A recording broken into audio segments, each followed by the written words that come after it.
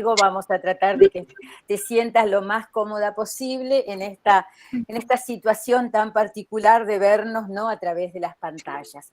Bueno, ¿cómo sintetizar en poquitas líneas todo un currículum tan abultado, una trayectoria tan importante?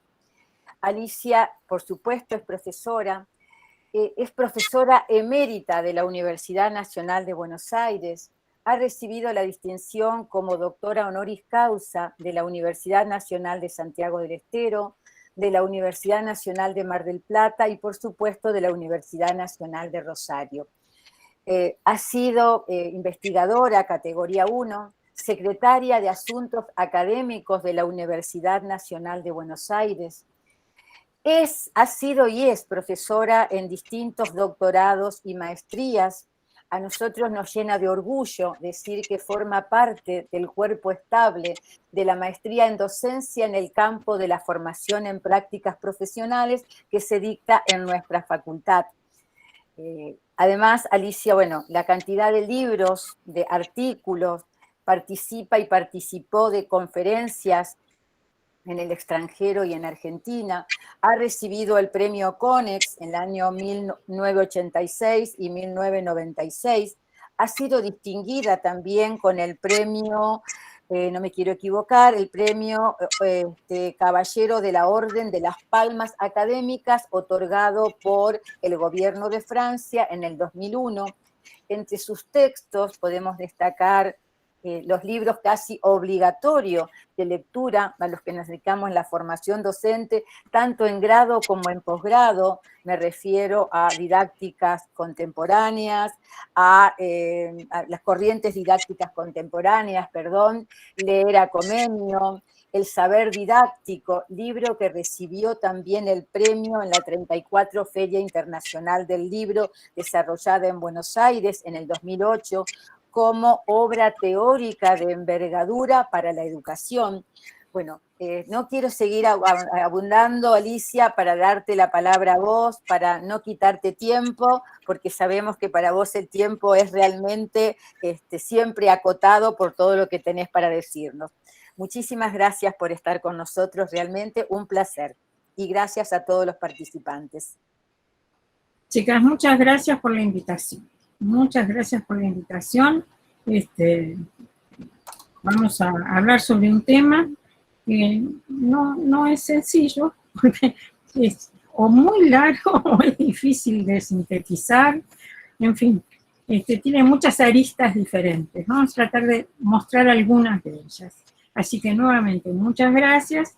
Estoy encantada de estar invitada hoy por ustedes.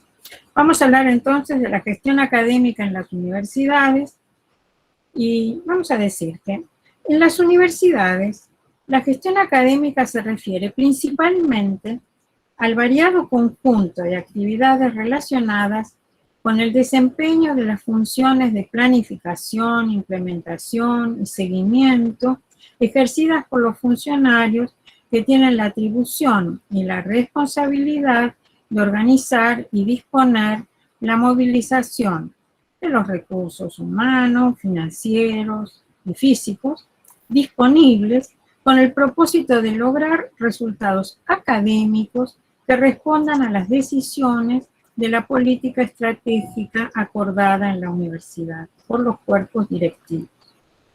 Hace ya algunas décadas, en los años 70, se instaló en el marco conceptual de la administración universitaria el concepto de gobernanza, introducido antes en el dominio del estudio de la administración general en relación con los conceptos de gobierno y de gobernabilidad, diferenciándose de estos conceptos de gobierno y gobernabilidad de las organizaciones.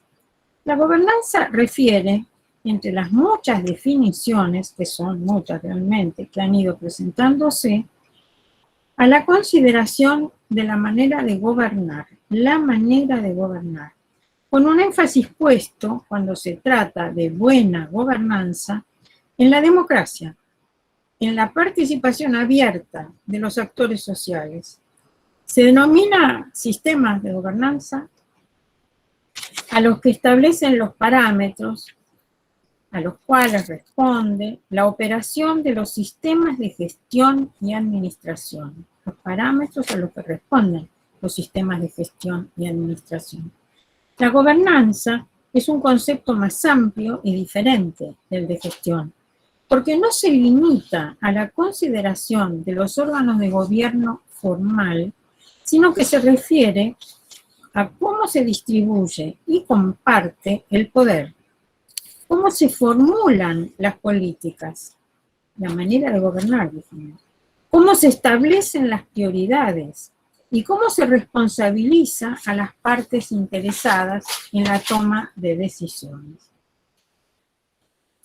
El Instituto de Educación de la UNESCO, la IB, hace una contrastación entre los conceptos de gobernanza y de gestión. Lo voy a tomar. Dice, la gobernanza establece normas, visión estratégica y dirección y formula metas y políticas de alto nivel. Además, supervisa la gobernanza, el desempeño de la gestión, supervisa el desempeño de la gestión y la organización para garantizar que la organización esté trabajando no simplemente en cumplimiento de directivas, sino en el mejor interés del público y más específicamente de las partes interesadas a las que sirve la misión de la organización. Es decir, que mientras uno parecería neutral, objetivo y respondente a directivas que toman la organización, la gobernanza hace una reflexión que va algo más allá y se preocupa por el buen desempeño en términos de el interés del público, el mejor interés del público, es decir, en cuanto a el valor de las realizaciones que se hacen en la gestión. Entonces dice, la organización quiere ver si está trabajando en el mejor interés del público y más específicamente de las partes interesadas a las que sirve la misión de la organización. Quiere decir que está también en función de las misiones. Dirige y supervisa a la dirección para asegurar que la organización esté logrando, es decir, dirige y supervisa a la gestión para asegurar que la organización esté logrando los resultados deseados y para asegurar que la organización esté actuando de manera prudente, participativa, transparente, responsable, eficaz, equitativa y de acuerdo con el Estado de Derecho, es decir, en forma legal. No es simplemente cumplir directivas, ¿no? En cambio, la gestión, contrastada por Evide, dice, dirige a la organización de acuerdo con los objetivos generales y la dirección establecida por el órgano de gobierno. Implementa las decisiones dentro del contexto de la misión y visión estratégica, definida por la organización. Toma decisiones y diseña políticas operativas. Mantiene informados a los órganos de gobierno, responde a las solicitudes de información adicional que se le hacen. Es decir, que ven ustedes que hay una diferencia. En un caso, la gobernanza se ocupa no solo del gobierno formal, sino de todas las partes interesadas en el funcionamiento y el logro de los objetivos de la organización, entendidos, como dije, de manera responsable, transparente, participativa, eficaz, equitativa y de acuerdo con derecho. Mientras la gestión se ocupa del cumplimiento responsable de las directivas de los órganos de gobierno de la organización. Es decir, que el concepto de gobernanza es más amplio que el concepto de gestión. Los dos tienen sentido, no es que uno se quede con uno y no con el otro. Pero se agrega, la buena gobernanza genera un orden y procura promover un proceso de dirección social con la participación de todos los actores sociales, no solamente con quien da las directivas del órgano de gobierno y los responsables de llevar a la práctica esas órdenes, sino con la participación de todos los actores sociales. Nosotros vamos a tomar aquí, entonces, una definición amplia que hace una experta, una especialista europea, alemana, en temas de organización universitaria, que se llama Barbara Kemm. Y Barbara Kemm dice: el término gobernanza significa exclusivamente procesos de regulación y coordinación orientados al bienestar, no al cumplimiento, al bienestar, que ayudan a resolver problemas sociales. En las comunidades, la coordinación se basa en la adaptación recíproca, con base a su vez en la comunicación y los valores compartidos. La comunicación y los valores compartidos. En el sector universitario encontramos comunidades científicas como ejemplo de este modo de coordinación. Es decir, con una coordinación que responde a los principios de la gobernanza. Como digo, vamos a volver más tarde a este concepto de Barbara Kemm. Y vamos a ir ahora a ver qué pasa con la gestión académica en la universidad. De acuerdo con las concepciones de la universidad que se han ido construyendo en el transcurso de la historia, desde la creación de las primeras universidades en Europa Occidental y las que se fueron esparciendo en todos los continentes, las misiones principales que con distintas ponderaciones, son las misiones que con distintas ponderaciones, algunas más fuertes, otras más débiles, son adoptadas por las universidades, son la docencia, la investigación y la extensión, a las que se ha añadido desde la década de 1980 la transferencia. En la estructura de gobierno de las universidades se ha atribuido la responsabilidad de la operación de la misión de docencia en los niveles de la universidad y de las unidades académicas a la o las áreas de gestión académica. Es decir, que de las misiones de la universidad, una de ellas, la docencia, es atribuida al área académica. Dije que puede estar en un área o puede estar dividida en dos, porque a veces el área académica está dividida en una secretaría académica que se ocupa de las cuestiones de las carreras de grado y un área de posgrado, una secretaría de posgrado que también es académica y que se ocupa de los estudios justamente de posgrado. Por eso digo que puede estar depositada en la o las áreas según sea la organización. La misión de docencia no se autopercibe como aislada de las otras misiones, aunque ese propósito no siempre ha sido logrado. Muchas veces nosotros decimos, la misión de investigación está depositada en el área de investigación. La misión de extensión está depositada en el área de extensión. ¿Dónde está depositada la misión de docencia? Bien.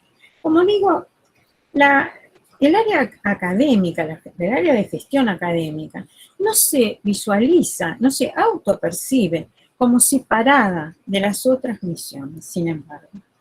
El área de investigación puede decir, yo no tengo que ver con la docencia, o no tengo que ver con la extensión. La extensión puede decir, yo no tengo que ver con la investigación o con la extensión, o con la docencia. Pero el área de docencia, el área académica, ha tendido a vincularse, a querer vincularse, sin haber recibido una respuesta favorable frente a esto. Se ha querido vincular con las otras misiones. Particularmente, en el caso de la investigación no ha dado una respuesta favorable a esta búsqueda que suele hacerse desde el área académica. En tanto, y con frecuencia, la misión de extensión ha operado, con algunas excepciones, de manera aislada con respecto a las otras misiones de la universidad. Pero esta es una última situación que está siendo revertida en los últimos 15 años en nuestro país. la extensión se está vinculando cada vez más fuertemente con, por ejemplo, el área académica, con la misión de docencia. Pero en el caso de la gestión académica, el reclamo de articulación con todas las actividades que en la universidad se realizan es tan firme y consistente que su logro efectivo se convierte con mucha frecuencia en una condición de posibilidad de la concreción de los planes académicos y de la consecución del nivel deseado de calidad de las actividades académicas. Y ahí que podamos afirmar, con espíritu tertuliano, que nada de lo universitario es ajeno a la gestión académica. Entonces veamos qué ocurre con la universidad hoy. La universidad, entendida como una institución multidisciplinaria, multifuncional y multiprofesional, se enfrenta a múltiples demandas. En las últimas décadas, la idea de universidad se ha diversificado profundamente y esto impone reflexionar sobre el alcance de esas nuevas concepciones. Nos preguntamos entonces si para tomar decisiones, por ejemplo en el campo académico, corresponde sumarse a la corriente de cambio que parece arrastrar a las instituciones universitarias, o es preferible detenerse a considerar qué esconden los retos que enfrentan las universidades hoy. Distintos modelos de universidad han emergido sucesivamente, con una asignación de diferentes misiones. Yo decía que aparecen las misiones pero con distinta ponderación. Entonces, en algunas se centra en la docencia y no realiza actividades en otros campos. En otras, la docencia es subsidiaria de la investigación. Y entonces, el centro del trabajo de la universidad es la investigación, donde no se hace extensión. En otras, la extensión es muy, muy fuerte y entonces marca el trabajo que se hace, por ejemplo, en la investigación. Pero veamos. Digo, coexisten en la actualidad universidades que forman, por ejemplo, profesionales, universidades investigativas, universidades que propenden, en cambio, al desarrollo personal, ni a la formación de profesionales, ni a la investigación. Universidades que forman funcionarios para el Estado, por ejemplo. Universidades emprendedoras, universidades que se llaman así, empresariales. Universidades nacionales, universidades globales, que no responden a fronteras. Universidades híbridas, por ejemplo, presenciales y a distancia, o solo presenciales o solo a distancia. Universidades altamente selectivas, o universidades masivas. Universidades públicas y universidades privadas, con objetivos, algunas, estrictamente académicos, otras con objetivos estrictamente comerciales. ¿Cómo definimos? Por eso decía, hay una ola creciente de diversificación de las universidades. Hay autores que se han dedicado específicamente a trabajar ese tema, si tiene sentido que aparezcan universidades de todas clases, y cada vez aparecen más, con además a veces definiciones, concepciones muy estrechas de lo que es la formación que van a entregar a sus estudiantes. Decía, ¿cómo definimos entonces nuestro perfil? La definición explícita de una concepción de la universidad es necesaria y constituye un pilar básico del compromiso que la gestión académica exige a sus responsables, a los responsables de la gestión académica, y en ella es fundamental la decisión relativa al alineamiento de las misiones de la universidad para desarrollar actividades comunes que respondan a una filosofía común a todas las misiones de la universidad. Habrá diferencia entre las misiones, es cierto, pero tienen que tener una filosofía común y que mantengan entonces una lógica académica sobre la investigación, la docencia y la extensión, con el objetivo fundamental de relacionar la universidad con la sociedad civil a la que pertenece. Tras el gran crecimiento de la matrícula que experimentaron las universidades en los últimos 70 años, se presentaron como decisiones dilemáticas dos cosas. El dilema. La atención a la calidad, por una parte, y por la otra, la preservación de la equidad. Pero este dilema, ciertamente, no es irresoluble. La gestión académica debe hacer explícita la falsedad de la presuntamente obligada opción entre una y otra, entre excelencia y calidad, por un lado, y versus equidad por el otro. Lograr la equidad en el ingreso, en el acceso y también en el egreso son cuestiones muy difíciles de resolver, porque la calidad es multidimensional y multicausal. Pero la equidad no es una alternativa opuesta, no es o calidad o equidad. Por el contrario, la equidad es una de las condiciones de la calidad. La equidad es dependiente de factores externos, por ejemplo, como todos sabemos, de factores sociales, culturales, económicos, etc.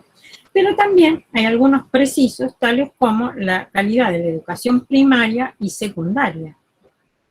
Así como existen también algunos factores internos que influyen sobre el resultado del proceso educativo en la universidad, tales como, por ejemplo, la relación del número de docentes y alumnos, la diversificación y ampliación de la oferta académica, la profesionalización de los docentes y la distribución de los recursos, y muchos más.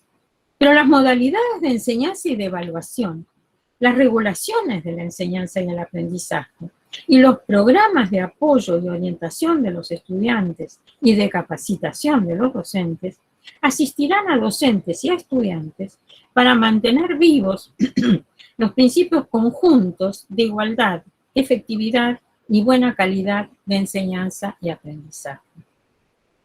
¿Cómo definimos entonces hoy a una buena universidad? Una buena universidad es aquella que aglutina a buenos estudiantes, buenos docentes, buenos directivos, buenos administradores, buenos funcionarios y buen personal de apoyo. Todos ellos con altos niveles de satisfacción.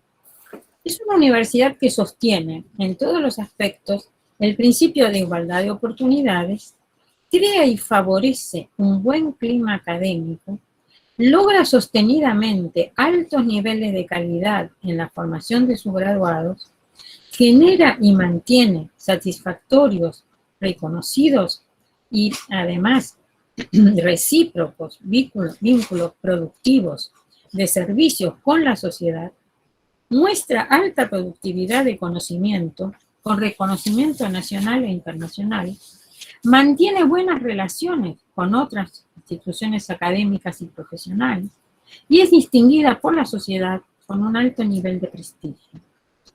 Para exhibir estas cualidades es preciso reconciliar diferentes demandas internas y externas, alinear las misiones de la universidad, alinear, es decir, lograr esa filosofía común de las distintas misiones de la universidad y plantear y resolver un difícil problema, el más difícil, el de convertir las ideas en realidad.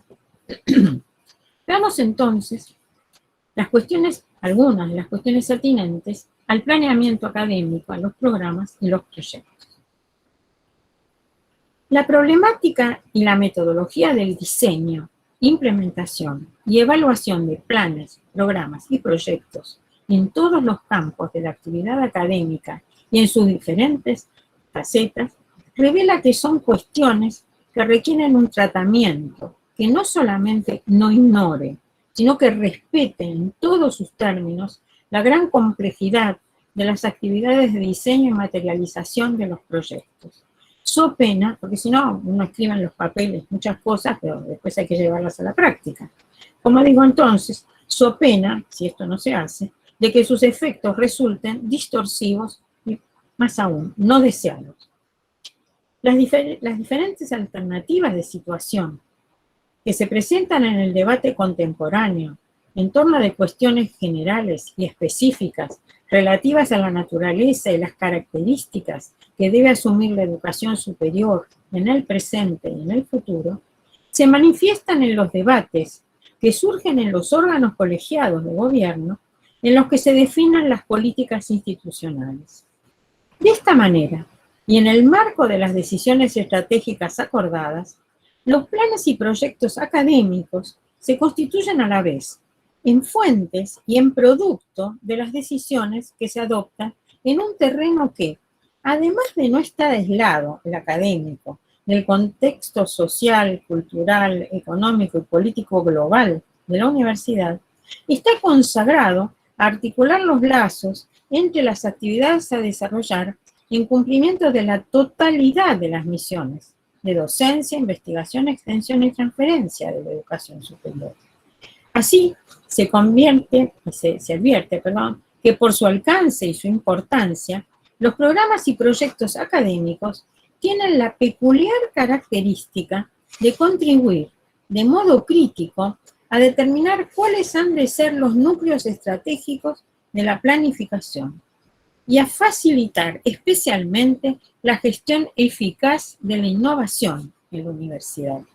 En estos ámbitos y en estos tiempos, la gestión eficaz de la innovación se ha convertido en una condición necesaria para el pleno desarrollo de las universidades.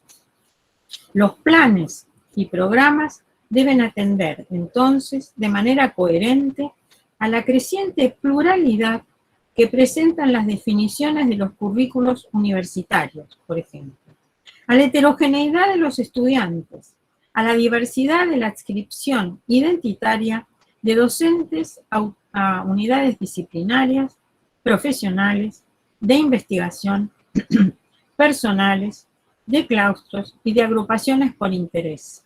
Y siempre, siempre tiene que atender a las vinculaciones que deben establecerse entre las actividades de docencia, investigación, extensión y transferencia.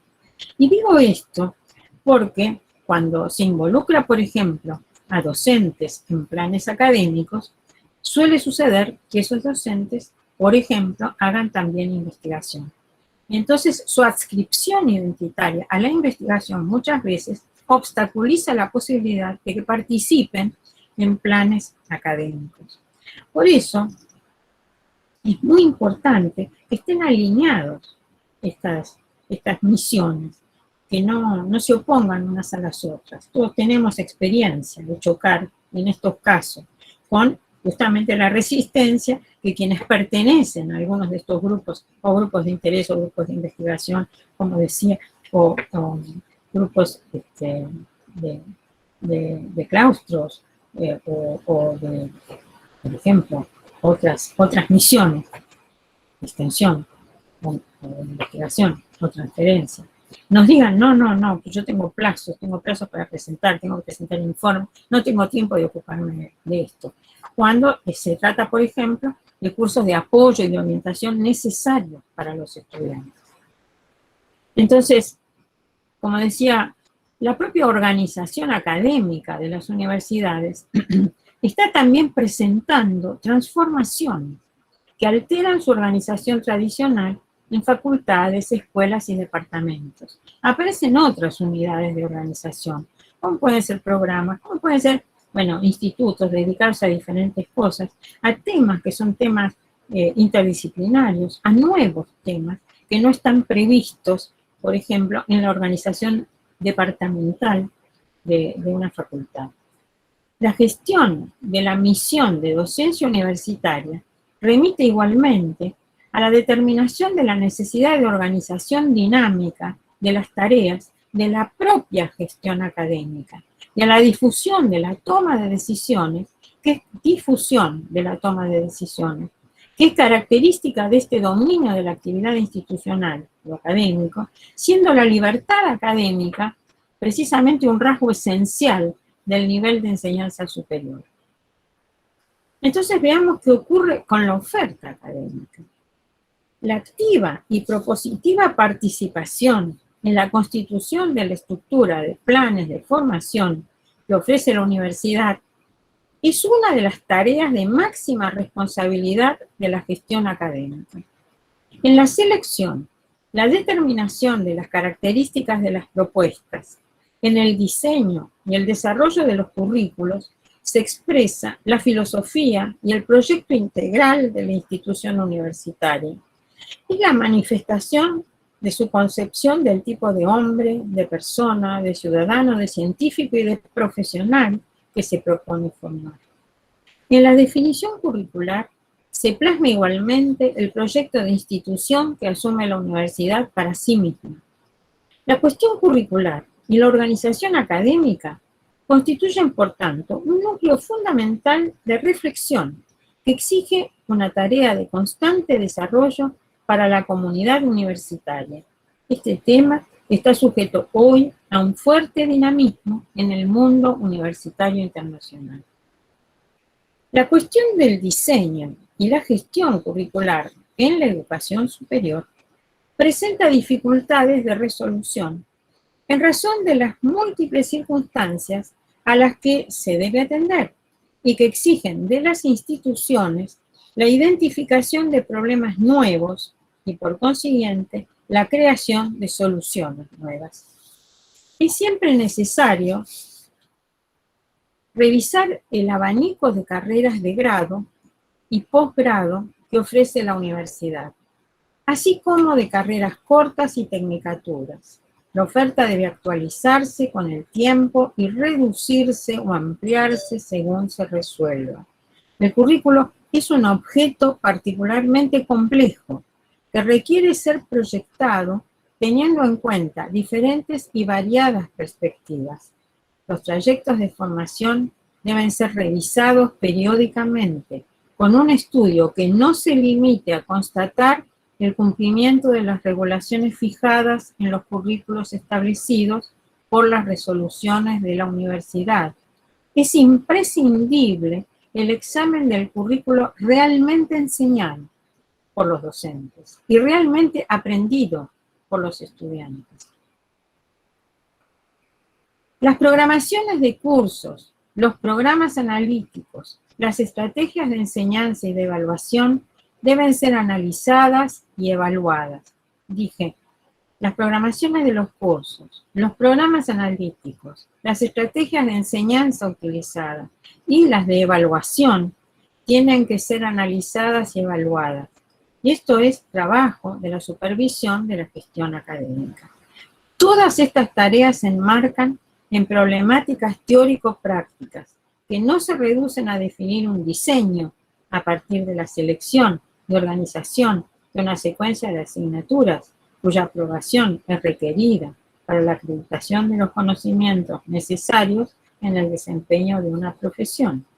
No es un listado de asignaturas, no es un listado de contenidos o de saberes, sino que el currículum es mucho más que eso. Tratándose de definir secuencias en el currículo, tres tipos de formación, las formaciones general, básica y profesional, debieran iniciarse desde el comienzo de los estudios. Todas ellas tienen que integrar el currículo universitario, deben acompañarse entre ellas la formación general, la formación básica y la profesional, conservando sus objetivos propios, pero articulándose permanentemente y variando sus pesos relativos en la distribución del tiempo durante todo el transcurso del trayecto de los estudios, con un formato curricular que yo he denominado formato en columnas. Un tema, que es un tema que nos ha tocado fuertemente desde la década de 1990 en nuestro país, es el de la evaluación. Las universidades desde su creación, aunque debieron enfrentar en algunos periodos a fuerzas extremadamente poderosas que procuraban restringir su autonomía académica, poderes que pretendían ahogar su creatividad y su capacidad de indagación en busca de conocimiento, dentro de ciertos límites defendían la bandera de su independencia, su identidad y marca propia. En las naciones modernas, nuevas universidades se crearon para servir a la nación. Ese espíritu se manifestó en la conformación paulatina. Las universidades eran individuales, pero se manifestó, como decía, en la conformación paulatina de sistemas universitarios nacionales. Porque nosotros hablamos del Sistema Nacional de Educación Superior y eso es una construcción relativamente reciente. Entonces, cuando hablamos de esto, hablamos de redes institucionales, organizativas, con estructura sistémica, que fueron consolidándose a nivel nacional en el transcurso del siglo XX y sobre todo en las democracias modernas. No en todas, pero en algunas sí fue muy fuerte la constitución de un sistema de educación. En los 80, la década de los 80, con la aparición del Estado evaluador, en Europa primero y luego en todo el mundo, se introdujeron regulaciones conducentes a una estandarización, esto es, a una uniformización sistematizada de planes de estudio y de niveles prescriptos de calidad. Estas funciones que se han instalado en las últimas décadas, también en nuestro país, a partir de la consideración de referentes nacionales o extranjeros, ejercen una intervención de alcance ciertamente controvertidos internacionalmente en las definiciones de los proyectos de diseño curricular y de gestión académica de las universidades, con el doble propósito declarado de controlar y mejorar los programas de formación universitaria.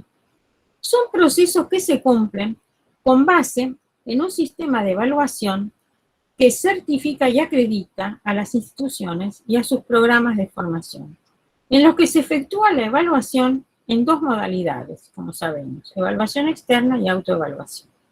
Esta actividad evaluativa se asocia normativamente así a los procesos de planeamiento y asume diferentes modalidades con diverso impacto regulador sobre la gestión académica y sobre sus decisiones, a las que resta independencia y con ello reduce la autonomía de la universidad, en razón de que interviene en su poder de decisión en materias académicas fundamentales. Acá estoy haciendo una crítica a estas evaluaciones externas y a las estandarizaciones que están imponiendo. No criticaría la necesidad de establecer algún tipo de sistema de aseguramiento de la calidad por cada una de las instituciones universitarias y de acuerdo con sus propios principios y de acuerdo con sus propios objetivos.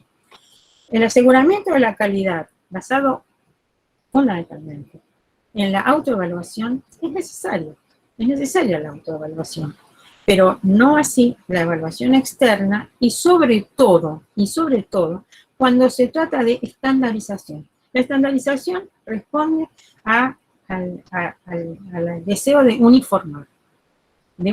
Estándar quiere decir eso, en realidad. Se creó en Inglaterra, en realidad se había utilizado antes, pero se instituye a comienzos del siglo XIX, cuando se crean las redes ferroviarias.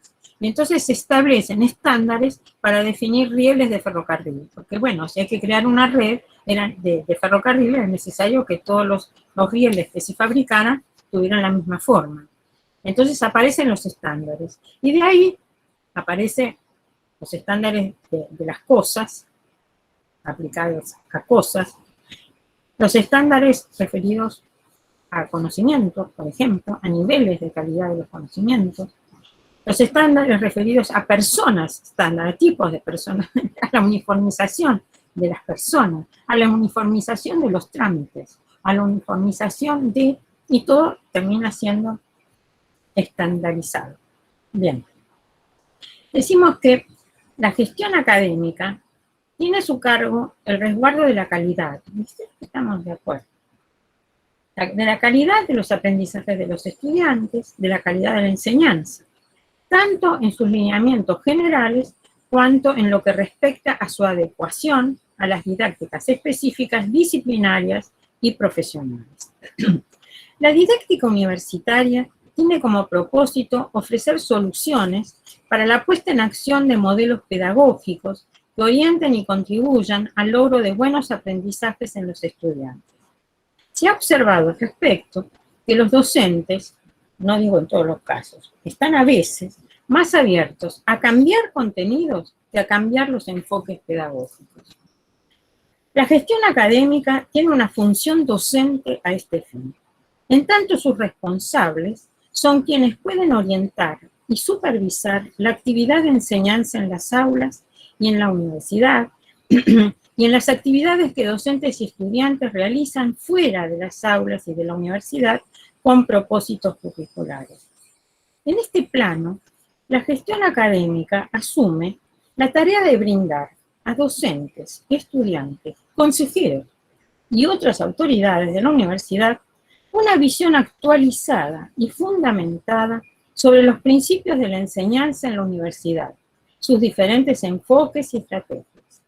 A consejeros y autoridades, la gestión académica puede presentar una visión de la complejidad de la actividad académica actual en las universidades, ya que se plantea la posibilidad de elegir soluciones diversas a partir de distintos planteos teóricos y de sus definiciones históricas, de sus diversas dimensiones, ámbitos, procesos y actores claves. La gestión académica contribuye en proyectos y debates a analizar problemáticas actuales de planificación y gestión de la universidad en relación con el medio externo y el medio interno, y ayuda a comprender las relaciones entre los ámbitos institucionales de decisión académica y a evaluar la importancia de las decisiones que se adopten en esa materia. La gestión académica igualmente efectúa sugerencias y propuestas y hace el aporte de ideas e información útil sobre los procesos de innovación que se están produciendo en el campo en diferentes países y regiones para encarar los procesos de innovación que surjan en la universidad. Estamos diciendo entonces que la gestión académica contribuye de manera importante a la toma de decisiones generales de la universidad, ¿no es cierto? Pero además en los órganos de gobierno de la universidad. A los docentes, la gestión académica les brinda orientación sobre los saberes que se requieren para enseñar en la universidad y les ofrecen orientación para la comprensión y el análisis crítico de las cuestiones teórico-prácticas implicadas en la programación de cursos, en su diseño, implementación y en la evaluación de los aprendizajes y de la calidad de la enseñanza. La gestión académica puede ser responsable precisamente de la gestión de la evaluación de la calidad de la enseñanza. La gestión académica trabaja participativamente con docentes y estudiantes sobre los currículos de las carreras, sobre el significado de sus objetivos y de los perfiles de los graduados. Dialoga, conversa, explica la estructura del plan y la importancia de cada una de las asignaturas, y de la formación general y de la formación básica y profesional.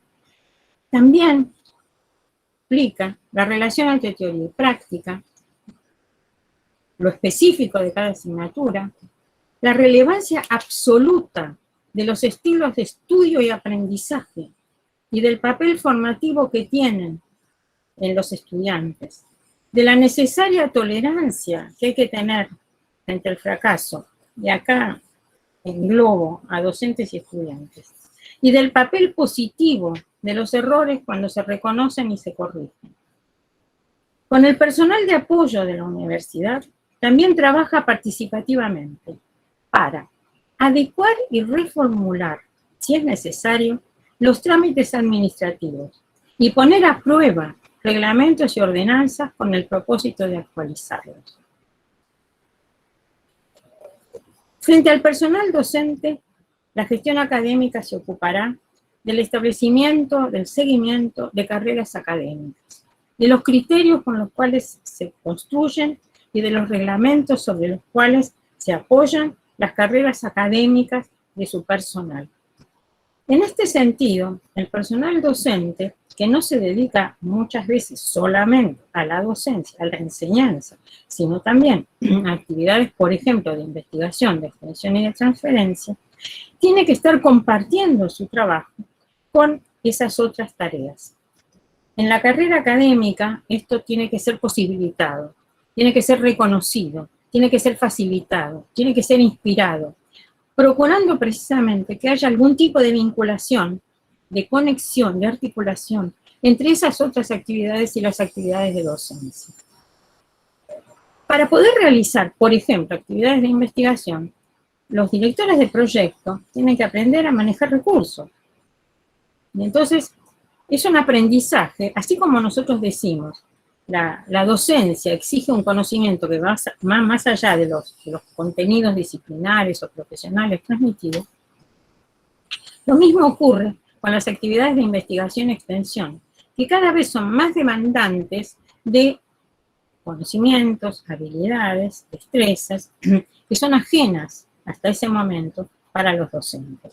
El docente entonces tiene que compartir el trabajo de la enseñanza con el trabajo, por ejemplo, de investigación, de publicación, de administración de recursos, de administración del personal de la cátedra, lo cual no es simplemente docencia, no es simplemente docencia, es mucho más. Lo que quiero decir es que si bien se adjudica a la gestión académica la misión de docencia, la gestión académica excede muchísimo la misión de docencia. Se vincula fuertemente con las otras misiones, es necesario que lo haga, pero además necesita tener una visión global de la universidad. No puede mirar solamente en la universidad lo que se refiere a la enseñanza, sino que necesariamente tiene que vincular su actividad relacionada con la enseñanza, con las actividades, los planes, los proyectos, los reglamentos que existen en la universidad para todas las otras actividades. Así que yo había citado en un principio la definición de Barbara Kent respecto de qué representa la gobernanza. Y ella proponía justamente tomar la idea de gobernanza, esa idea de administración que supone la gobernanza, para entender lo que es el manejo de lo que solemos denominar gestión en las universidades. Ella dice, la coordinación, en ese caso, debe hacerse mediante redes. También es más bien compleja ese tipo de interacción. Y la participación en los procesos de toma de decisiones, porque lo que interesa es ver la manera de gobernar, no sé si se recuerdan, la manera de gobernar, cómo se toman las decisiones, quién tiene el poder, lo tienen todos los actores, cómo participan. Eminentemente, esta gestión académica de la que estoy hablando es una gestión participativa, fuertemente participativa. Entonces ella dice, la participación en los procesos de toma de decisiones depende del estatus de los actores en un campo determinado, constituido, por ejemplo, mediante relaciones de poder o de reputación. Y en la cuestión de si la red está fuertemente o débilmente unida. La gobernanza en red, que es lo que ella está proponiendo, es cada vez más común en la investigación a gran escala. Por ejemplo, en los proyectos subvencionados por los programas del marco europeo. Las comunidades también difieren según su grado de unión. Además, en redes y en comunidades, las opciones de acceso y salida son relevantes. Cómo se accede, cómo se sale. Y yo entonces había pensado, para ir redondeando algunos de los temas que fui tocando, porque me parece muy interesante el tema de las redes, había pensado en proponerles trabajar con un PowerPoint sobre el tema redes y clases de redes, porque continuamente parece que la solución de todo es el trabajo en red, pero ¿qué clase de redes? Eso es lo que yo quiero plantear. Así que por ahora, si quieren, me quedo acá y cuando me digan, continuamos. No te escucho. Dale, Alicia, cuando quieras compartí, ¿eh? Bueno, muy bien.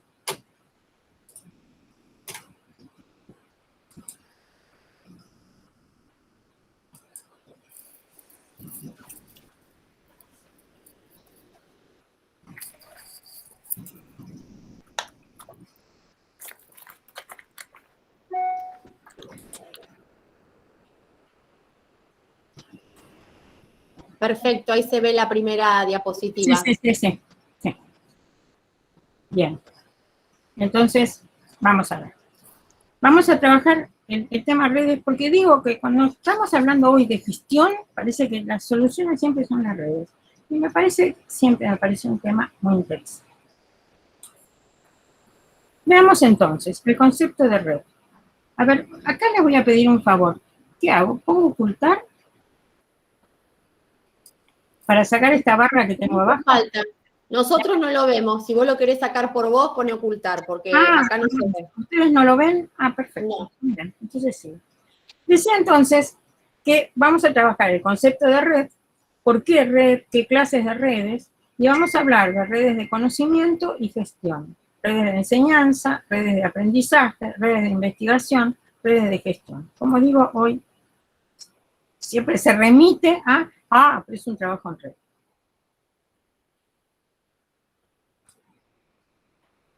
¿Qué es una red? Es una asociación interrelacional de componentes diversos, que pueden ser esos componentes de igual o diferente naturaleza, de igual o distinta jerarquía, pueden tener relaciones de naturaleza semejante o diferente. Es decir, las relaciones que hay entre ellos pueden ser iguales o pueden ser distintas.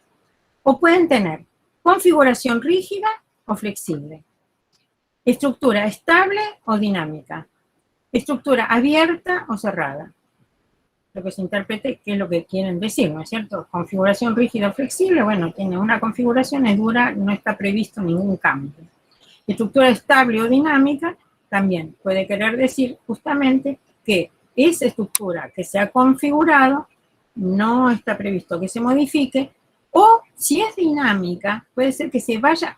Flexible significaría que se podría cambiar, que alguien la podría cambiar. En cambio, dinámica significa que está previsto el cambio.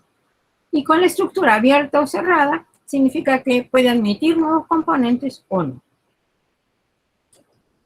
Entonces dijimos, que es un sistema interrelacionado. He tomado, por ejemplo, la red de personas. Es una asociación de personas que tienen un interés común. Algún interés en la red común tienen que tener. Comparten un proyecto, realizan tareas en común, comparten información y el uso de equipamiento, y comparten los resultados de sus actividades. Pero los componentes pueden no ser solo personas. Los componentes pueden ser de distinta naturaleza, decimos. Pueden ser seres humanos con seres humanos. Por ejemplo, individuos, grupos, organizaciones, países. Se junta un grupo de individuos, por ejemplo, de investigadores o de docentes. Se juntan grupos que pertenecen a distintos países, por ejemplo, o organizaciones diversas o de países diferentes. Seres humanos con artefactos. Seres humanos con artefactos. Y personas que interactúan con una red de artefactos. Los artefactos pueden ser no autónomos o pueden ser autónomos. No autónomos serían cuando ellos no pueden tomar decisiones ni cambiar por sí mismos, por ejemplo, ni realizar una función que está estimado que ellos van a realizar en determinadas condiciones por sí mismos, van a advertir si esas condiciones están dadas o no, esos serían autónomos. O los artefactos, seres humanos, artefactos, por ejemplo, como digo, pueden ser con artefactos autónomos o no autónomos. Pero también hay redes de artefactos no autónomos con artefactos autónomos y de artefactos autónomos con artefactos autónomos. Voy a tratar de dar algún ejemplito. Tengo, por ejemplo, seres humanos con seres humanos, en donde tenemos un grupo de personas que están interactuando. ¿Bien? Pueden estar incluso en distintos países, comunicarse a la larga distancia, como solemos hacer ahora, por ejemplo, estamos conformando una red de comunicación. Entonces, seres humanos con artefactos. Acá tenemos, por ejemplo, seres humanos que están interactuando con artefactos y a través del artefacto, por ejemplo, con Internet. Y artefactos con artefactos. Acá tenemos un conjunto de estudiantes que interactúan a través de una red de artefactos. Y acá tenemos algún ejemplo de artefactos autónomos. Por ejemplo, son autónomos los tractores que entregan materiales de manera autónoma a granjas solares al aire libre o sitios de construcción. en donde ellos ya tienen indicadores que les permiten saber cuándo ellos van a son tractores sin personas, ¿no? Autónomamente van y entregan los materiales, o vehículos y drones autónomos que pueden mapear y localizar objetos en minas subterráneas. Es decir, estos son artefactos autónomos. La inteligencia artificial es precisamente lo que permite realizar este tipo de trabajos depositados. Por ejemplo, nosotros podemos tener Internet de las Cosas, tenemos un lavarropas que funciona digitalmente, entonces ahí tenemos lo que se llama Internet de las Cosas. Pero cuando son autónomos, el lavarropas no es autónomo, nosotros lo tenemos que manejar, pero tiene un componente digitalizado. Cuando nosotros lo hacemos funcionar, hace funcionar al lavarropas como a nosotros nos parece. Pero cuando es autónomo, está tomando decisiones que en realidad están previstas en programas algorítmicos que deciden que dados tales indicadores con tales tipos de situaciones, a veces manejando cantidades inmensas de datos, increíbles, que las personas no podían llegar a manejar, por lo menos en esos tiempos estimados. Entonces, como digo, las redes pueden estar constituidas de diferentes maneras y con distintos componentes.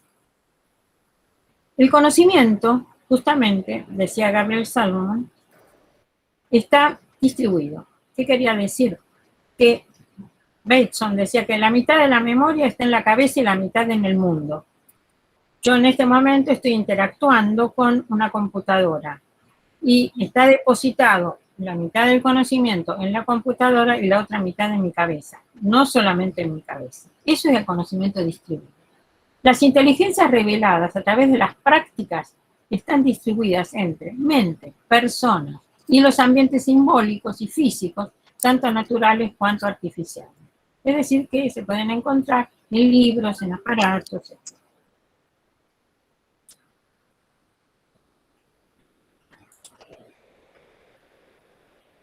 Los componentes, ¿qué pasa?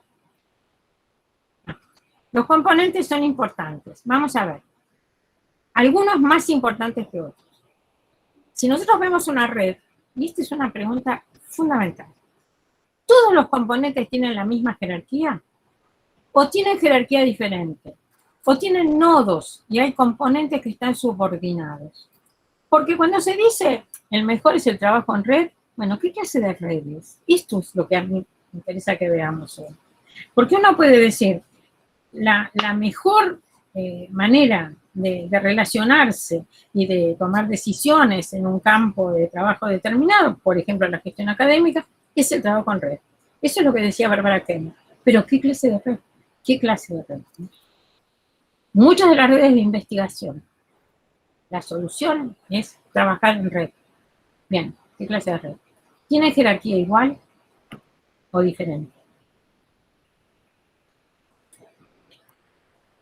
¿Cómo son las relaciones? ¿De igualdad? ¿Son relaciones directivas? ¿Que alguien quiere decir algo? No, estaba Norma que no está silenciada. Bueno. Entonces digo, ¿son de igualdad? ¿Son directivas? ¿Hay alguien que dirige a todos los demás? ¿Hay relaciones de dependencia o subordinación en donde uno es el que toma las decisiones y los otros acatan? Porque una red también es eso. Relaciones de pertenencia. ¿Quiénes pertenecen a la red? ¿Es posible incorporarse? Como dije, son cerradas, admiten nuevos miembros. Relaciones de lealtad frente a los otros miembros o a la red en su conjunto. Relaciones de cooperación, en donde cada uno realiza una contribución, digamos, para el logro de algo que va a ser compartido por todos. Eso es cooperación. Relaciones de competencia es cuando no se realiza cada uno una contribución para algo que se va a obtener, sino para obtener, solo unos pocos o uno pueden obtener, cuando hay competencia, el objetivo buscado. Hay competencia cuando solo algunos pueden lograr el objetivo buscado.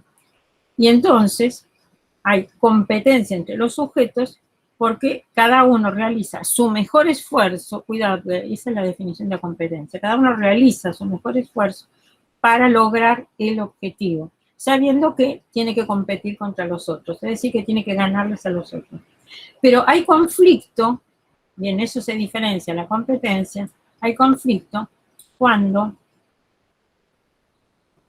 hay un objetivo que solamente uno o algunos pueden alcanzar, pero no se ve que la máxima dificultad esté en lo buenos que son los otros y se respeta, se los deja actuar de la mejor manera, sino cuando se quiere, justamente porque se ve que la dificultad no está en el logro de la tarea, en el buen logro de la tarea, sino la dificultad son los otros. Los otros son los que me impiden alcanzarlo. Y entonces hay conflicto cuando se actúa para destruir al otro como manera de poder llegar al objetivo buscado. ¿Sí se entiende? Hay cooperación cuando hay un objetivo y todos realizan su mejor esfuerzo para lograr ese objetivo que va a ser compartido por todos. Hay competencia cuando hay un objetivo que no va a ser compartido por todos, pero cada uno realiza su mejor esfuerzo para tratar de alcanzarlo. Pero hay un conflicto cuando se ve a los otros como el principal obstáculo para alcanzar el objetivo, que solamente alguno puede alcanzar. Y en ese caso, entonces, se opta por pegarle una patada, por ejemplo, al otro jugador.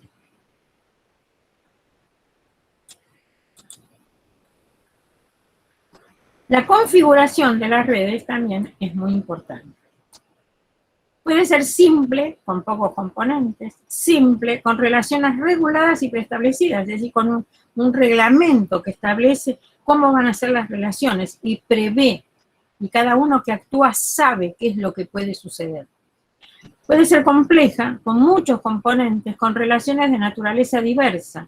Si las relaciones son también diferentes, cada uno es distinto y las relaciones son diferentes, es difícil prever si actúo así, ¿qué va a pasar? Puede ser compleja, pero con grados de indefinición. Y en ese caso, no sé, hasta que suceda, no voy a tener la menor idea de qué es lo que puede pasar. Y acá entonces tenemos algunas configuraciones. Por ejemplo, una configuración en anillo, en donde cada uno se relaciona con los que tienen alrededor, y entonces se van tomando decisiones, conversaciones, diálogos, ideas de los que uno tiene cercanos. Por ejemplo, D se vincula con E y C, B con C y A, etc. En este caso, en estrella, todos se comunican con todos. Todos se comunican con todos. Acá, en este denominado ómnibus, hay uno que le pasa una idea a otro, y ese se la pasa al otro, y así. Y al final, entonces hay alguien, normalmente, que decide, una vez que ha recibido las opiniones, propuestas de los demás. Y se denomina tren cuando se va, la persona que está a cargo de esto, no espera, en este caso espera a ver qué es lo que recibe. Acá no, acá va monitoreando qué es lo que cada uno va a aportar. Ven ustedes, cuando decimos redes, no decimos nada, sino explicamos de qué red estamos hablando. Y acá tenemos, por ejemplo, unas redes en forma de árbol, en donde esto que se iba recibiendo, como vimos recién, en este caso en el ómnibus, por ejemplo, en realidad es el aporte de un grupo.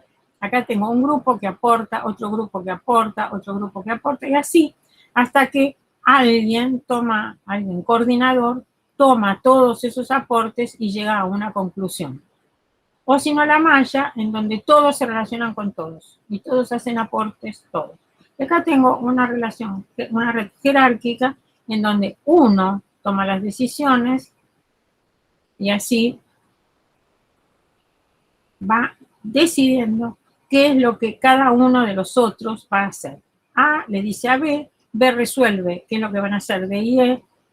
C es, por ejemplo, cuando hay un investigador que es el jefe de un grupo de investigación y que a ese grupo de investigación aportan, por ejemplo, grupos de investigadores de dos universidades diferentes. Entonces, A se remite a B y a C. Pero B, entonces, conversa con la gente de su universidad. Y C, con la gente de su propia universidad. Bueno, lo que estamos diciendo acá es que A decide y manda. Y les ordena a B, y le ordena a C, y los que están por debajo cumplen órdenes. En el caso de la malla, en cambio, como ven ustedes, todos están en relación con todos. Todos se vinculan con todos. Todos reciben ideas de todos. Todos participan, podríamos decir, horizontalmente, simétricamente, en ese trabajo. El conocimiento, dijimos, está distribuido. En esa idea del conocimiento distribuido, vamos a ver qué pasa. El conocimiento, según esto, se construye socialmente, a través de esfuerzos colaborativos para el logro de objetivos compartidos, intercambios, diálogos y discusiones entre personas con perspectivas diferentes. Cuando nosotros hablamos, por ejemplo, de que la gestión académica podría trabajar en red, cuando Bárbara Kemp piensa que se podría trabajar en red, está pensando en este tipo de trabajo, construido socialmente a través de esfuerzos colaborativos, es decir, simétricos, ¿no?, de dirección de unos sobre otros, para el logro de objetivos compartidos, porque los objetivos van a ser, finalmente, es ese objetivo que es trabajado por todos, con la participación de todos, pero es compartido también por todos, no es la ganancia de uno. A través de intercambios, diálogos y discusiones entre personas con perspectivas diferentes, porque esa es la característica precisamente del trabajo en la universidad. Las personas piensan de manera distinta. También existen en el ambiente artefactos diseñados para facilitar, orientar o servir de apoyo a las operaciones cognitivas. Son herramientas, representaciones de diferentes tipos, como por ejemplo, dibujos, textos, diagramas, computadoras, que sirven para estructurar las actividades, ahorrar trabajo mental, ahorrar tiempo, evitar errores y generar nueva información, y que son adaptados de modo creativo para realizar tareas de comprensión y producción de conocimiento. Esto puede ser creado. Esta red de arriba puede crear este tipo de instrumentos, de artefactos. En el ambiente se encuentran también multitud de señales que nos orientan y guían y que sirven como puntos de referencia para nuestras actividades. Interactuando con el ambiente se piensa en red. Es decir, hay un pensamiento que es en red, en la medida en que el ambiente nos va mandando señales y nosotros podemos decidir cómo vamos a actuar en función de la información que recibimos. Respecto de la estructura de la red puede estar fuertemente especificada. Cada uno tiene una función definida y diferenciada y específica que realizar. O puede estar medianamente determinada o ser imprecisa. Cada uno hace lo que en el momento o a él se le ocurre o lo que las circunstancias indican que conviene que haga. La estructura puede ser cerrada, con componentes limitados y predeterminados, o puede ser abierta y flexible, admite nuevos componentes, o puede ser abierta y flexible y admite la salida de componentes, porque puede estar obligado a quedarse y no se puede ir, o puede tener la posibilidad de entrar y salir, por ejemplo. En cuanto a la configuración, puede ser estable y sin cambios, dinámica en el interior, o dinámica en relación con el exterior. Por ejemplo, en esa estructura jerárquica que vimos, el que está en la cabeza puede estar dándole órdenes a los jefes de grupo de dos universidades o de dos carreras o de dos asignaturas diferentes. Pero ellos, los subjefes, digamos, pueden decidir a lo mejor cómo distribuyen el trabajo, etcétera, etcétera. Es decir, pueden tener libertad de elegir. Por eso digo, puede ser dinámica en el interior o puede ser dinámica en relación con el exterior. Eso depende de qué tipo de red se trata.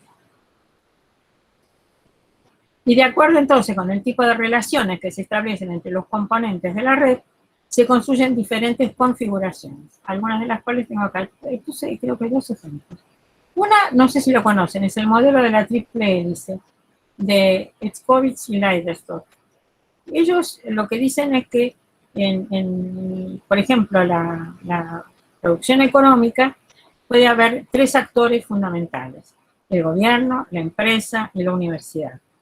pero que las relaciones que se establecen entre el gobierno, la empresa y la universidad pueden ser diferentes dependiendo de la política, por ejemplo, la política gubernamental.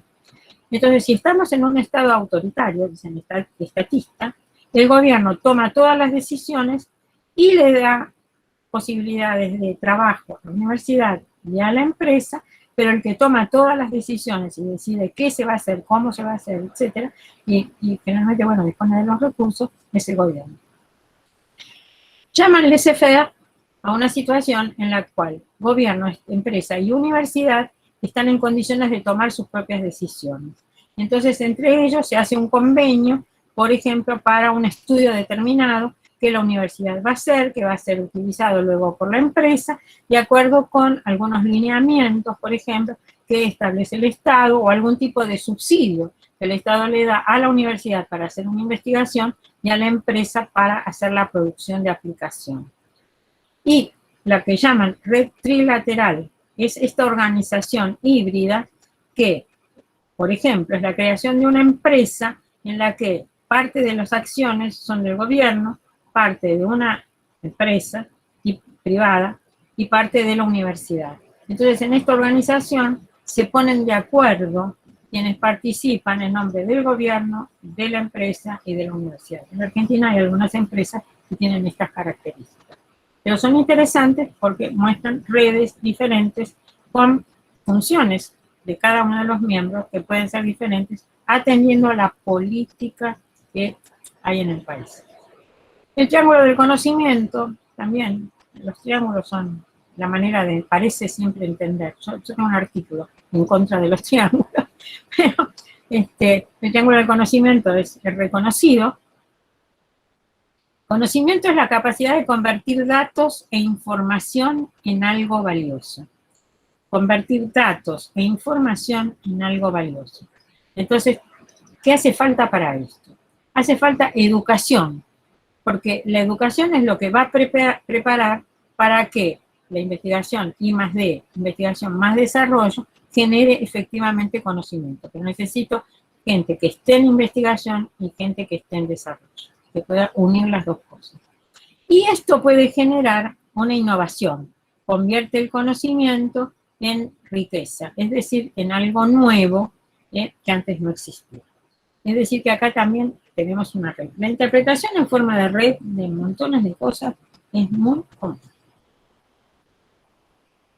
Pero muchas veces, bueno, acá tenemos un ejemplo de análisis de factores que es bastante más complicado. Es una metodología que se usa actualmente para calcular y visualizar los factores que contribuyen al desarrollo de las economías del conocimiento. Ayuda a los economistas a comparar y definir economías del conocimiento. Entonces, ellos establecen la red que, por ejemplo, puede tener que ver con los factores que se toman en cuenta, los principales componentes que intervienen, quiénes son los que intervienen y cuál es el nivel de producción de cada uno de ellos. Y de esta manera, entonces, lo que dice acá es que pueden comparar los economistas cuáles son los resultados de un tipo de estructura frente a otro tipo de estructura. Y entonces tenemos, por ejemplo, en factores de innovación, un ejemplo relacionado con el uso de TIC. Venimos de tener una interesante experiencia en el campo de la educación. Para que esto pueda funcionar positivamente, hace falta tener acceso a computadoras, un buen desarrollo de las telecomunicaciones que asegure justamente la conectividad entre computadoras personales, por ejemplo, un nivel de educación alcanzado por los que puedan participar de estas redes, que va a depender de los conocimientos incluso en el manejo de las telecomunicaciones y de las computadoras que ellos pueden hacer. Y va a depender entonces también de inversiones en desarrollo tecnológico, investigación más desarrollo, que den lugar a que se constituya efectivamente y funcione una red sobre la base de TIC. Y así es como se conforman en las universidades, por ejemplo, o entre las universidades, redes de investigación. Un porcentaje muy alto de la investigación científica y tecnológica actualmente es realizada en el marco de redes nacionales e internacionales. Hoy se considera que ha superado bastante, el 50%, y con la pandemia más todavía, supera el 50%, aumenta constantemente el número de redes de investigadores, de redes de universidades que se comunican y producen entre sí, a veces programas, por ejemplo, de formación en especialidades profesionales, por ejemplo, o de, por ejemplo, docentes, de enseñanza de ciertas materias, por ejemplo, entre universidades para los estudiantes que tienen, los diversos estudiantes que tienen esas universidades, o redes interorganizacionales, universidades y otras agencias con apoyo gubernamental y o privado, que se constituyen las universidades en convenio con otras organizaciones que pueden ser ONG, pueden ser estatales o pueden ser, por ejemplo, empresas privadas. También se constituyen redes de países. El Mercosur hubiera sido uno, ¿no es cierto? Y las redes de organismos internacionales, como puede ser, por ejemplo, bueno, acabo de decir el Mercosur, pero redes de organismos internacionales que los ha habido, de organismos, por ejemplo, interuniversitarios, en donde, por ejemplo, el Consejo de Rectores de Europa se relaciona con el Consejo de Rectores de América Latina, etc.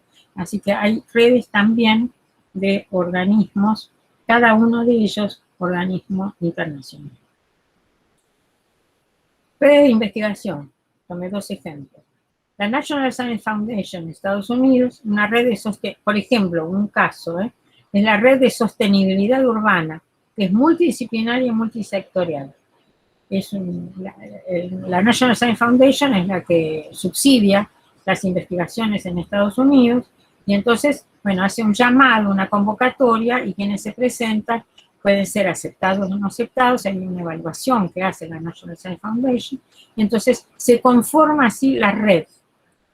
Y otra, en Europa, por ejemplo, es la Agencia para la Promoción de la Investigación Europea, que se llama Marie Sklodowska-Curie Actions, de universidades de por lo menos 3, cada una de ellas tiene que conformarse por lo menos con 3 diferentes países. El presupuesto para el 2014-2020 era 6.162 millones de euros, para dar oportunidades para capacitación y desarrollo de carreras, especialmente doctorado y autoridades. Vean ustedes que esto es muy importante, porque acá la red europea es una red que está presupuestada fuertemente para, vean ustedes, capacitación de docentes y estudiantes de 3 diferentes países, tiene que ser la red, y desarrollo de carreras, especialmente doctorado y autoridades. El Future and Emerging Technologies, investigación colaborativa para abrir nuevos campos de innovación, forma parte de de esta agencia de promoción. Es decir, que las redes pueden ser positivas o pueden ser negativas. Depende de qué es lo que hacen, cómo están constituidas y cómo se sostienen. Redes de investigación, dependencia de los niveles de desarrollo científico y tecnológico de los países a los que pertenecen los investigadores.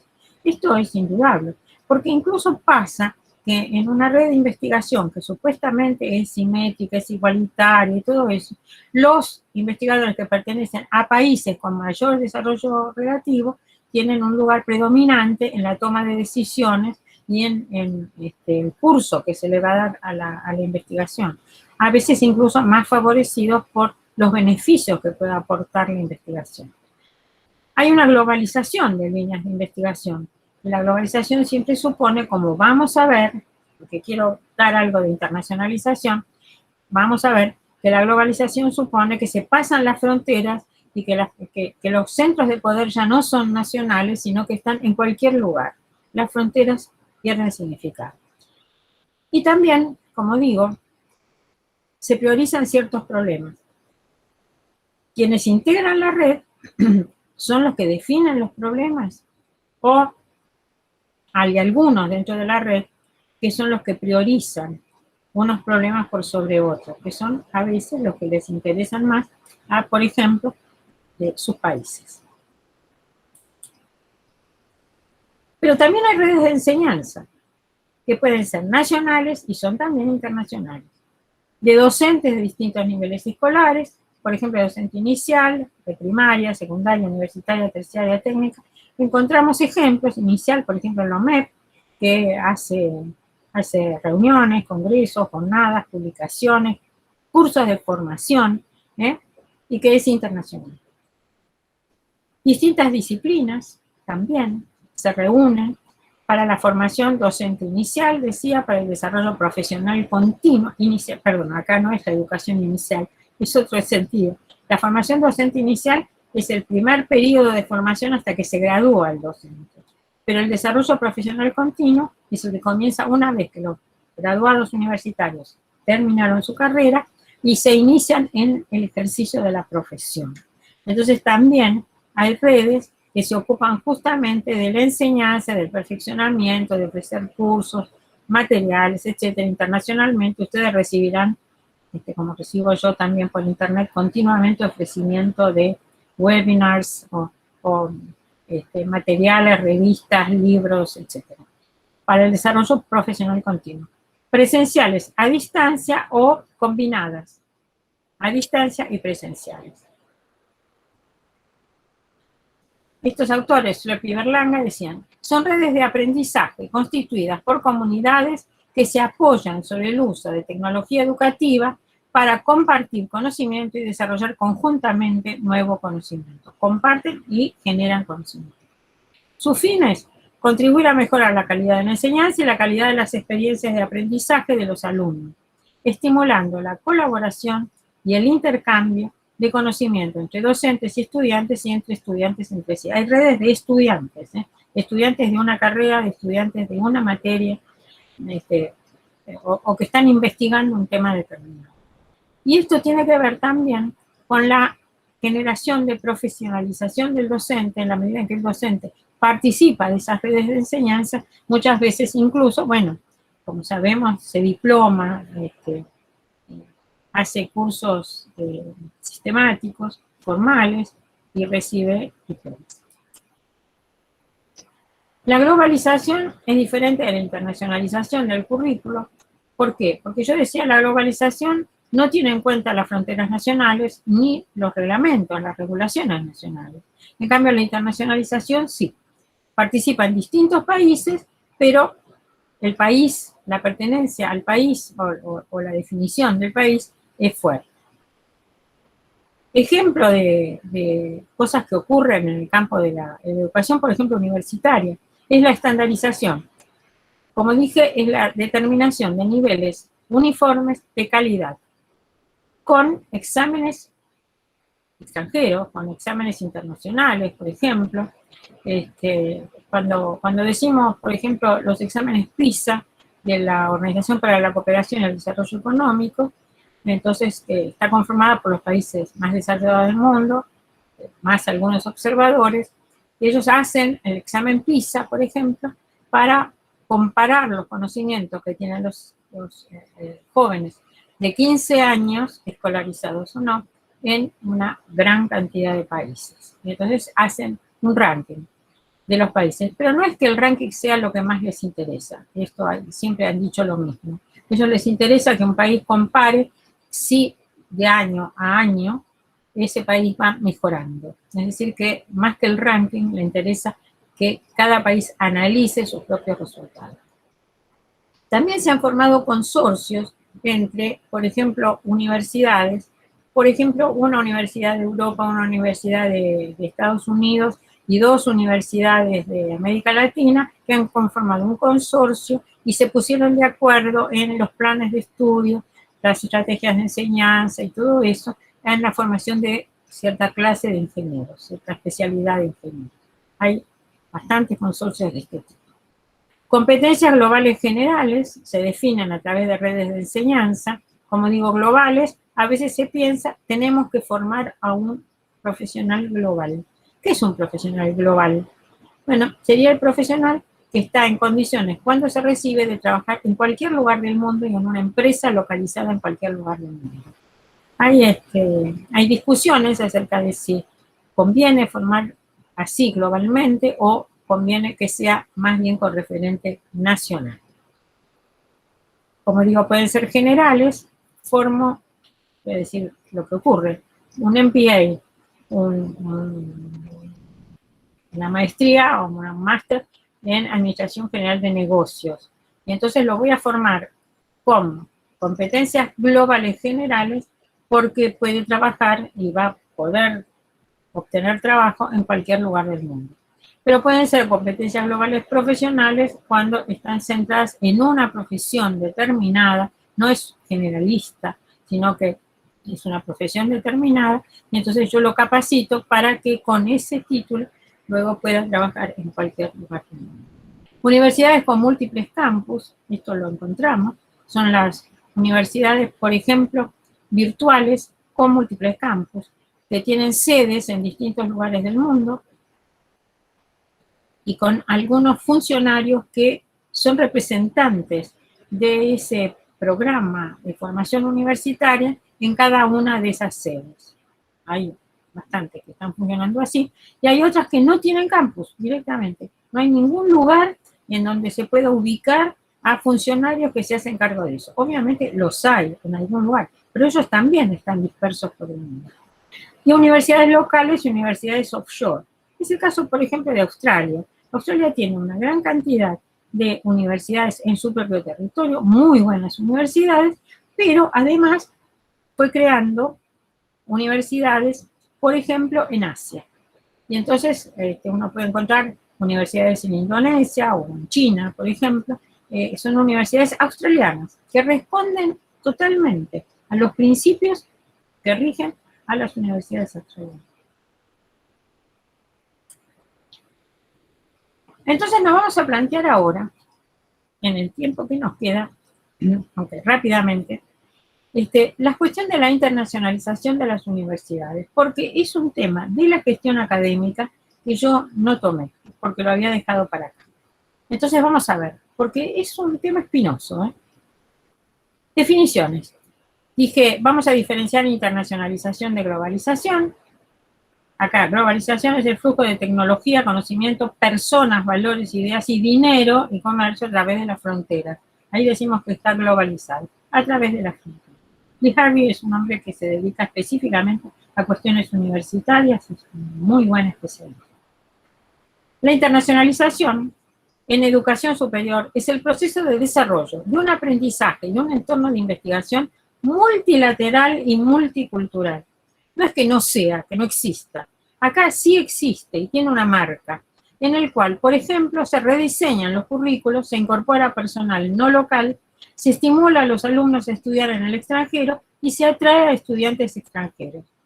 Pero, porque pueden traer un componente multicultural que de otra manera nuestros estudiantes no recibirían, pero no es que no sea, acá no es directamente, es global, es universal. Acá no, es multilateral y multicultural. De esa internacionalización se habla.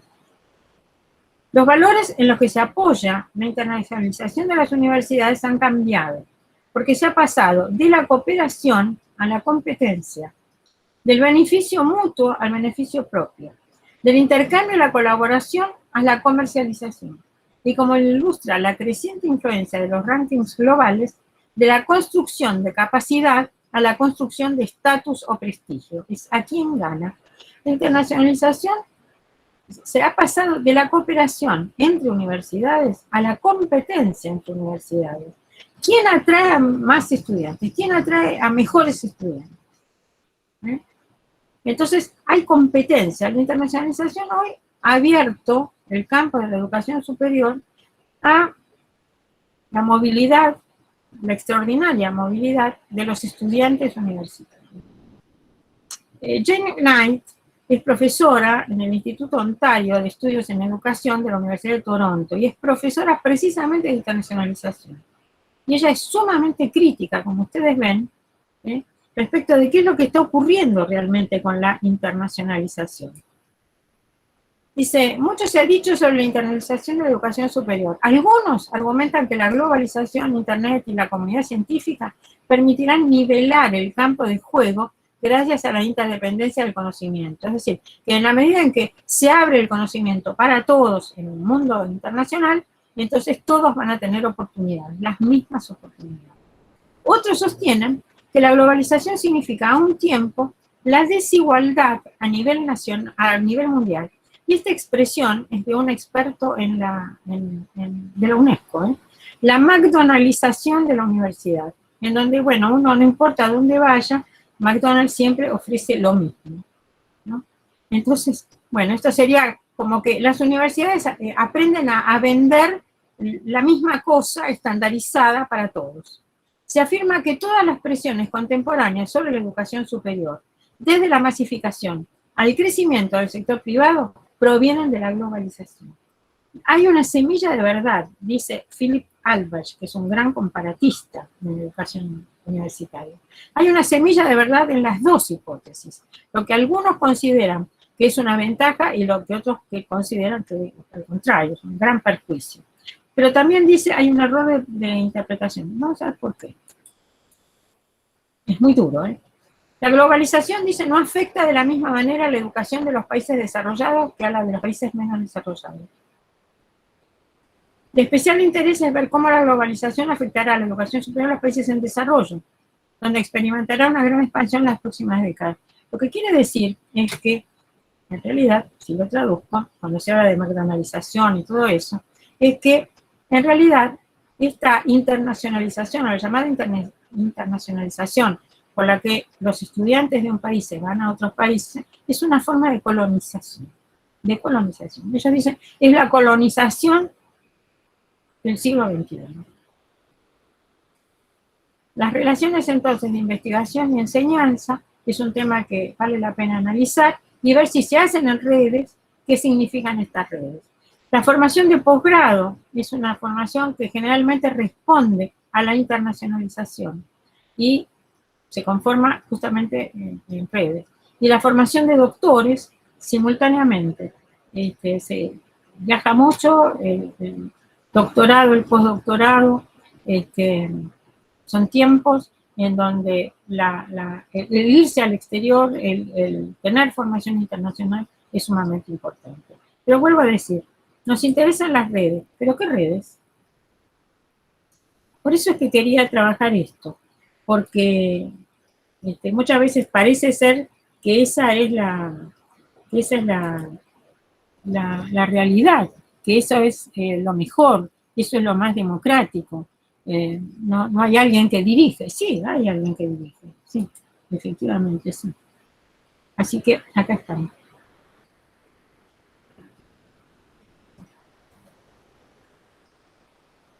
Hola, ¿qué tal? Llegamos acá.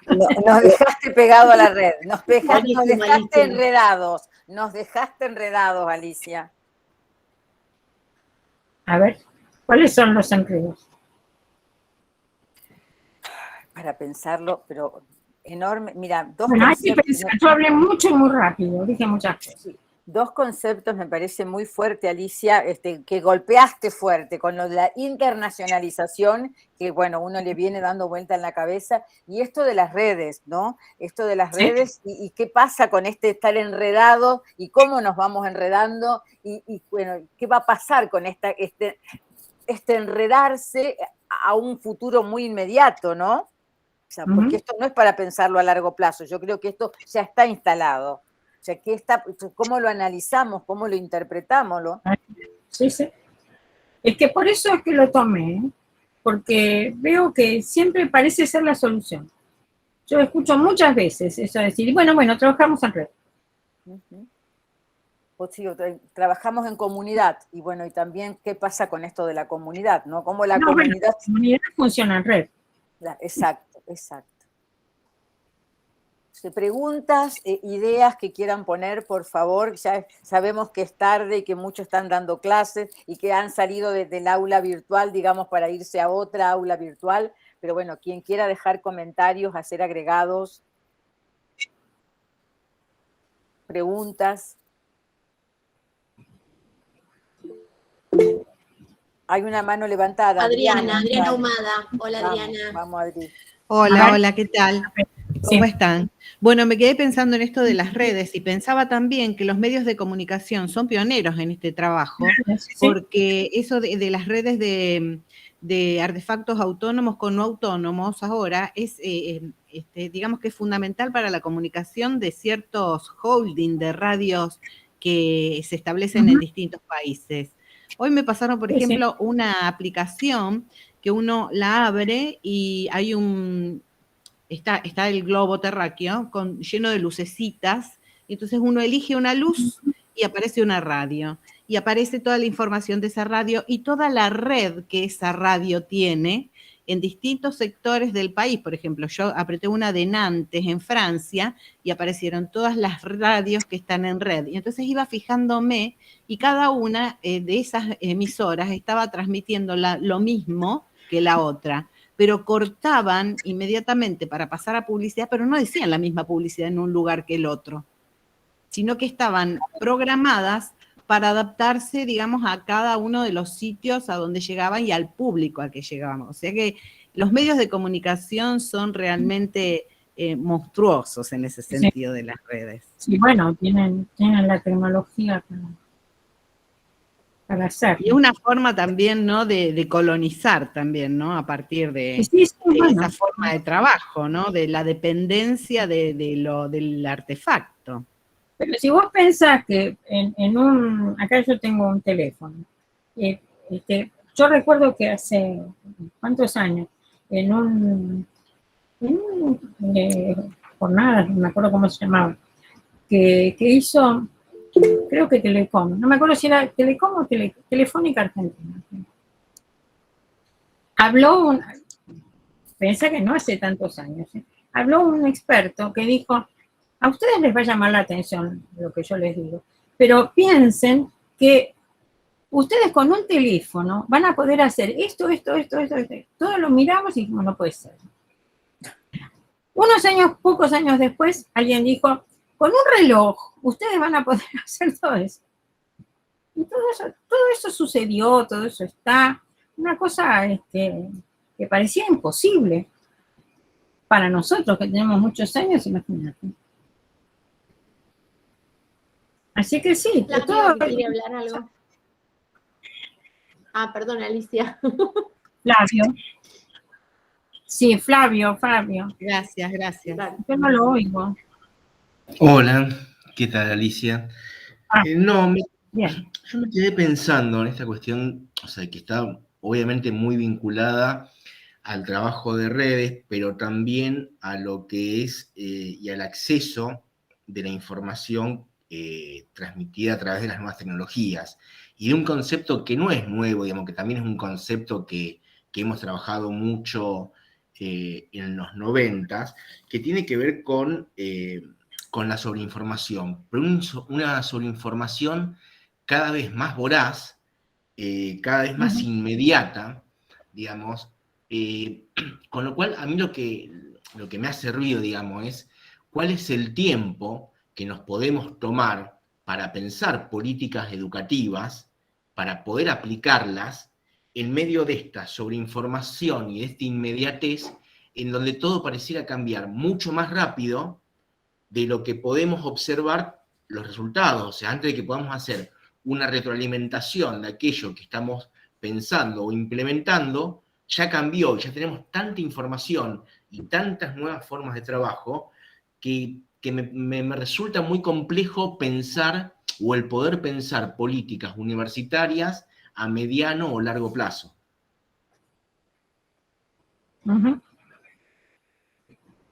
Bueno, ese es uno de los temas. Yo traté, en la exposición, de no hablar de la incertidumbre. Ese es el tema, ¿no es cierto? Lo que estás planteando vos. Sí. No es de ahora, es de mucho antes. Lo que pasa es que el ritmo de los cambios y de lo nuevo o de lo que se está generando y promoviendo como nuevo es de una rapidez enorme. Y entonces, a lo mejor hay que volver a la escala humana, porque esto ya no es escala humana, es algo que excedió. Lo que estaba diciendo, los artefactos autónomos no se excedieron. y tiene la función, de, además de excedernos, ¿no? De hacer el trabajo que es peligroso, de hacer el trabajo que necesita mayor rapidez, todo eso que el ser humano no puede hacer. Para eso se están creando. En algunos casos es bueno. Si lo que hacen es mapear minas, bueno, está bien. Pero en otros casos le quitan la posibilidad de pensar a la gente. Lo que vos estás diciendo es que hace falta tiempo para pensar. Hace falta tiempo para pensar. Y eso yo creo que los docentes también tienen que tenerlo en cuenta, ¿eh? Porque los docentes apuran a los estudiantes. Y habría que ver que no hay que apurarlos. Tienen que aprender a pensar y a tomarse el tiempo para pensar. Nosotros mismos promovemos en la enseñanza esta velocidad excesiva. Y sabemos que es excesiva, ¿eh? Sabemos. Pero lo que alguna vez fue algo así como sinónimo de talento, ahora es casi dominio de tecnología. Porque la famosa historia de Gauss, ¿la conocés de Gauss, el matemático? Era chiquito y él quería ir a la escuela y los padres no querían que fuera. Y al final insistió, tenía 8 años, me mandaron a la escuela. Y fue a una escuela de chicos grandes, a una clase de matemática, con un profesor de matemática que era un ogro. Era terrible. Entonces les daba a los chicos que estaban ahí, chicos, eran mucho mayores que él, ¿no? Que resolvieran problemas de matemáticas. Y entonces los chicos tenían una tableta de cera en la cual, o de tiza, no sé, que tenían que escribir. Entonces les dio una tira de problemas y a medida que terminaban tenían que ir al frente, ponerla arriba del escritorio del profesor. Y entonces Gauss lo vio, lo resolvió y le puso la tableta al profesor. El profesor lo miró horrorizado, como diciendo, ¿viste cómo se atreve a hacer semejante cosa? Debe estar todo mal. La cuestión es que quedó abajo de toda la pila. Cuando terminó, el profesor lo primero que hizo fue sacar eso, estaba todo bien. Después de lo cual le nombró un asistente que lo acompañaba, que creo que tenía 16 o 18 años. Bueno, fue un genio, uno de los más grandes genios de la matemática que existió. Y en esa época, eso era un signo de extraordinaria habilidad. Hoy, un chico lo haría con una calculadora, rápidamente, lo que por eso digo, demostraría que domina la tecnología, frente a otro que a lo mejor no tiene la tecnología o no domina esa tecnología. Son competencias totalmente diferentes.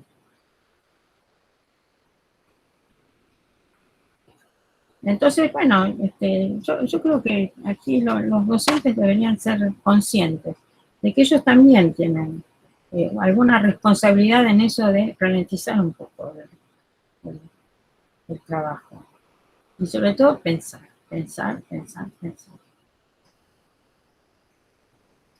Si no, nos arrollan directamente. Así que sí, es para preocuparse.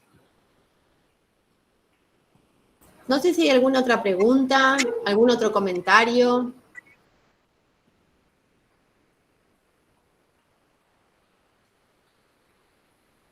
Si no hay otro comentario, no hay más preguntas, cerramos aquí y bueno, agradeciéndote enormemente por estos conceptos, por estas ideas que seguiremos pensando. Bueno, a ustedes, Norma, Soledad, y a todos los demás que se han quedado. Gracias, Alicia, y seguimos en contacto porque trataremos de hacer la publicación. Para todos los que preguntaban, va a estar en... Gustavo, Victoria, Adriana, Sandra, Pablo, Vanessa. Muchas gracias, muchas gracias. Gracias, Alicia. Muchísimas gracias, Alicia. Gracias, muchas gracias. Un placer realmente. Chao, María Mercedes, Verónica. Bueno.